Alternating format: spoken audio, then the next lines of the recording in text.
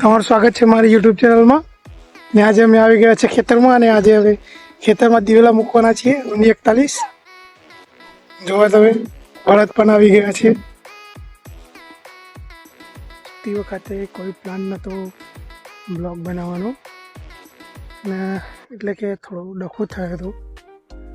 મારું ખબર નહીં પડતી કે જીવનમાં થોડો ડખો હોય કે ડખામાં જ પૂરું જીવન હોય ખબર નહીં પડતી. નવા બ્લોગમાં અને તમે જોઈ શકો છો કુદરતી સુંદરતા. એવું મારું ખેતર ખેડેલું કેટલું જોરદાર લાગે છે અને હવે તો કુદરતી સુંદરતા જોવામાં જ મજા છે. બીજી કોઈ સુંદરતા જોવામાં મજા લાગતી નથી. હવે તો મારું તો લગન લોન અને પ્રેમ કર્યા પછી જ ખબર પડે કે મારા આમાં પડવામાં મજા નથી.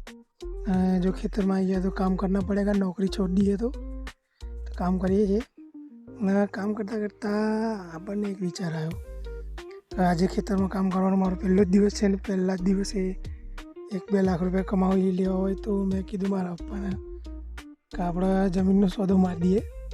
હવે મારા પપ્પા મને ચપ્પલ લઈને આવવાનું પડ્યા અને પપ્પાનો માર ખાતા ખાતા થોડું યાદ આવ્યું કે મારું કંટાળી ગયું જીવનથી. એક બાજુથી કમબેક જ નહીં થતો અને હું થોડા સમયમાં જો હું તમને બાવાના આંખ તાંત્રિકના વેશમાં મળું તો તમારે મને જોઈને ચોંકી નહીં જવાનું. જેમ કે હું કંટાળી ગયો યાર. એક બાજુથી કમબેક જ નહીં થતો અને સરકાર કે દેશના યુવાન તો યાર ખાટલા ઊંઘ્યો હોય તો ઊભો થઈને પાણી પીતા આળસ આવે તો હું યુવા ઉપર હવે તો મારા તેવી વારમાં પેન્શનની ડિમાન્ડ. અને તમારો આભાર મારો વિડીયો પૂરો જોવા માટે અને આવા જ વિડીયો જોવા માટે મારી ચેનલ મોહન આર સોડાને સબસ્ક્રાઈબ કરી લો અને લાઈક કરી દો વિડીયોને. અને તમે ઈચ્છતા હોય કે હું આવા જ વિડીયો બનાવું તો મને કોમેન્ટ કરીને જણાવો.